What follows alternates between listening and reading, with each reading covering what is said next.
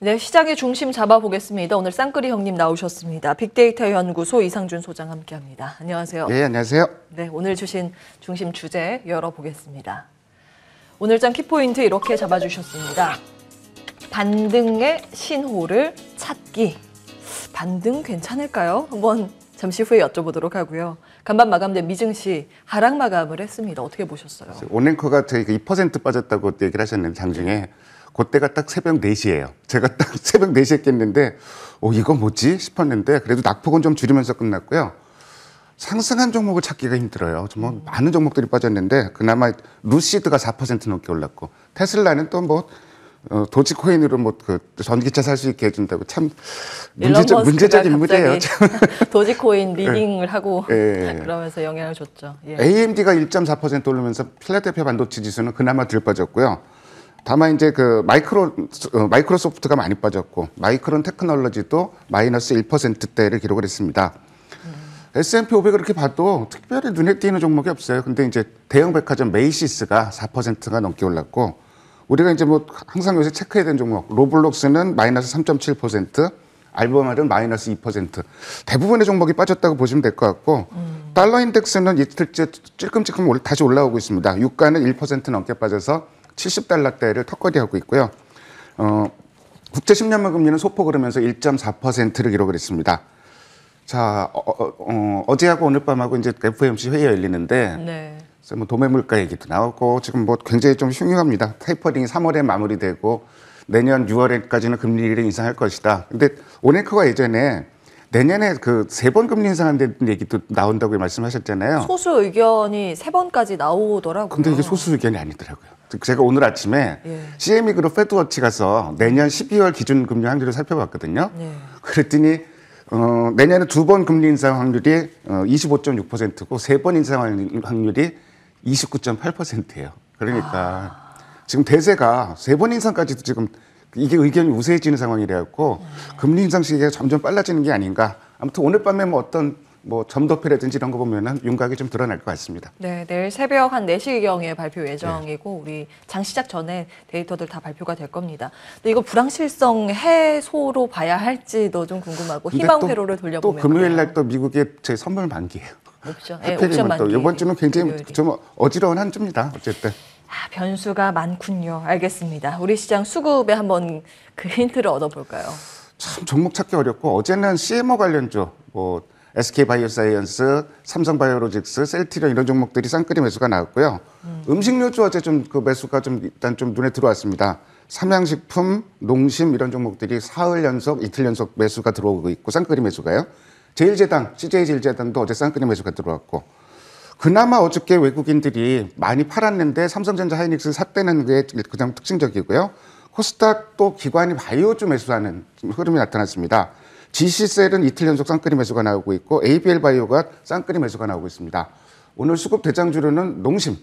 제가 11월 중순에 한번 들고 나왔었는데 이제 막 꿈틀거리기 시작합니다. 이틀 연속 쌍끌이가 나오고 있고 외국인이 나흘 연속 사고 있고 무엇보다도 12월 들어서 연기금이 단 하루만 빼고 매수를 하고 있어요. 그러니까 열심히 사주고 있는데 이 종목 굉장히 특징적인 흐름이 뭐 그 외국인 기관이 사는 것도 중요한데 어저께 그저께 거래가 굉장히 늘어나면서 뭔가 국면 전환을 시도하고 있는 주봉 차트를 보면 그런 흐름이 강하게 나타나고 있습니다. 제가 11월 중순에 이 종목 좀 들고 왔던 이유가 가격 인상 효과 9월부터 반영되기 시작했는데 이제 4분기에는 온전히 반영이 됩니다. 그래서 뭐 실적이 좋아질 일만 남았다 뭐 이렇게 얘기를 하고 있고 어제 뭐 그런 좀 센 리포트도 하나가 좀 나왔어요. 그리고 내년에 또 일단 실적은 상당히 좋을 거로 예상을 하는데 지금 경쟁사도 같이 라면 가격을 좀 인상을 했기 때문에 이 회사의 점유율은 내년에 더 높아질 것으로 예상을 합니다. 그리고 수출 가격도 요새 오징어 게임이다 뭐다 그래갖고 동남아에 또 한국라면 많이 먹나 봐요. 네. 그래서 그렇군요. 그쪽 얘기도 굉장히 좀 요새 좀 사이드로 좀 나오는 얘기들이 좀 많습니다. 오징어 게임에서 라면 먹는 장면이 있었던 것 같아요. 네, 그랬던 것 같아요. 그래서 뭐 그런 이슈도 있는 것 같고, 근데 11월 중순에 라면 가격을 올렸는데 왜 못 주가가 못 오르고 있었느냐? 그게 밀가루 가격이 올라서 그렇습니다. 그래서 제가 그 소매 가격 차트를 한번 준비를 해봤는데요. 소매 가격이 8, 9, 10, 11월까지 너무 세게 올랐어요. 차트 보면은 거의 완전히 너무 가파르게 올랐죠.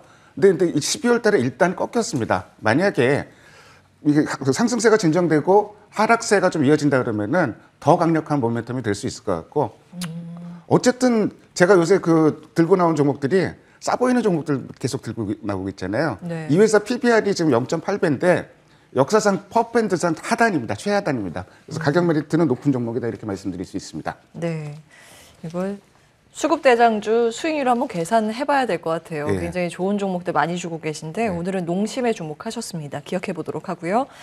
자, 오늘 이제 반등의 신호를 어디에서 잡아볼 그러니까 수 있을지 궁금하네요. 제가 이제 계속 월요일도 그렇고 이제는 좀 기다려봐라 이렇게 말씀을 드렸는데 기다리면서 뭘 봐야 될지 그 부분을 좀 말씀을 드리고 싶어요. 지금 시장이 아까 방송 들어오기 전에도 제가 한 2번을 얘기했는데 참 금요일부터도 재미가 없어도 너무 재미가 없어요. 그러니까 뭐 8조 4천억, 8조 6천억, 어제 조금 늘었다고 쳐도 9조 2천억 거래가 이렇게 막 줄어들고 있는데요. 어제 외국인이 매도를 한 것도 중요한데 기관이 매도를 한 것도 중요한데 더 중요한 거는 거의 모든 업종을 팔았다는 얘기예요. 매수한 업종이 거의 없어요. 그래서 100억 원 이상 매수한 업종이 외국인은 의약업종 아까 오냉커가 12월 달에 의약업종 강하다고 말씀하셨는데 예. 의약업종 하나고요. 그리고 기관이 100억 이상 매수한 업종이 음식료하고 의약하고 이 2개밖에 없어요. 그러니까 너무 그러니까 전체적으로 시장을 판 것도 좋은데 사는 업종이 없다는 게 이게 굉장히 큰 고민이 될 수밖에 없는 상황이고 시각을 좀 넓혀서 금요일부터 시장이 재미없어지기 시작했잖아요. 네. 그때부터 지금 사흘간 업종별로 쌍끌이 매수가 나오고 있는 업종은 딱 2개밖에 없습니다. 유통하고 음식료인데 근데 이 두 업종 중에서도 너무 규모가 너무 작아요. 그러니까 딱히 사는 종목이 없고 그러다 보니까 기관 외국인이 같이 사는 종목이 굉장히 줄어들어 있습니다. 지금 사흘간 금요일, 월요일, 화요일 주요 쌍끌이 종목들 한번 정리를 해봤는데 이 종목 정도가 다예요. 지금 제가 표를 정리한 게 없어요. 그러니까 이 종목 외에는 찾기가 어려울 정도로 그러니까 뭔가 수급이 들어와야지 뭐 한번 시도를 해보고 할 텐데 이게 참 어렵습니다. 그래서 이 중에서 이제 꼽은 종목이 제가 이제 농심이었고요. 뭐 농심은 뭐 나쁘지 않다고 생각을 하는데 그럼 이제 본론으로 좀 들어가 볼게요. 지금부터 그러면 어떤 쪽에 좀 주목을 해야 되느냐? 일단은 지금 시장이 좀 이 국면을 돌파하기 위해서는 무조건 거래 대금이 늘어나야 됩니다. 거래 대금이 그럼 어느 정도 수준까지 늘어나야 되느냐? 적어도 거래 대금 5일 이동 평균선까지는 늘어나야 되는데 그것도 늘어나서 며칠 동안 유지가 돼야 되는데 최소 기준으로 10조 원 이상이 계속 지속적으로 이어지는지 그게 일단은 시장의 반등 신호 첫 번째 신호라고 볼 수가 있을 것 같고요. 예. 두 번째로는 시장의 방향성에 대한 판단이 외국인이 지금 닷새만인가요?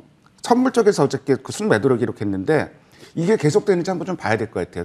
지금까지 대체로 돌아가는 동향은 외국인은 상방에 베팅을 하고 있는 모습이었는데 예. 어제 선물 매도였거든요. 근데 이게 며칠 동안 계속 이어진다 그러면 일단 좀 경계를 해야 될 것 같고 세 번째로 봐야 될 부분이 외국인이 지금 어저께 매도를 했지만 삼성전자 하이닉스를 샀다. 그럼 어저께 매도한 업종이 금융주를 가장 많이 팔았고 그다음에 화학, 그다음에 전기전자를 팔았는데 예. 어떤 종목들을 팔았냐 보면은 시장 매도라고 볼 필요는 없어요. 왜냐면은 예를 들어 볼까요? LG는 블록딜 이슈 있었잖아요, 어제.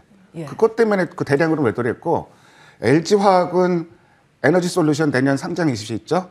저는 이럴 때는 사실 좀 걱정은 됩니다. 얘네가 70조라 그러는데 그럼 시총 순위 2등이에요. 3등이에요. 그리고 여기서 뭐 따상이라든지 혹시 이런 거 나오면은 2등까지 올라갑니다. 하이닉스 70조면. 제치고 2위죠. 예, 그러니까 너무 큰 등치가 하나 올라오는 게 좀 부담은 되는데 그리고 뭐 LG 전자 같은 경우는 그 전날 너무 급등을 했거든요. 예. 적극적인 이익 시장 물량이라고 볼 수가 있을 것 같고 이런 맥락에서 보면은 시장 매도가 아니고 그래서 앞으로 시장 방향성 관련해서는 외국인이 삼성전자 하이닉스를 팔더라도 공격적으로 팔지 않는다 그러면은 일단 긍정적으로 봐야 될 것 같아요.